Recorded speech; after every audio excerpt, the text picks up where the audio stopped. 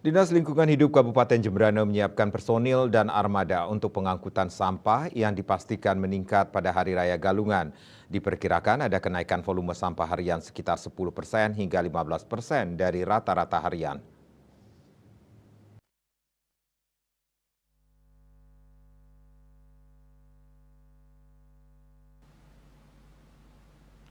Kepala Dinas LH Kabupaten Jemberana Dewo Gede Ari Chandra Wisnawa, Kamis 29 Februari mengatakan, untuk rata-rata harian sampah yang diangkut dari Pekutatan hingga Gilimanuk mencapai 50 sampai 60 ton.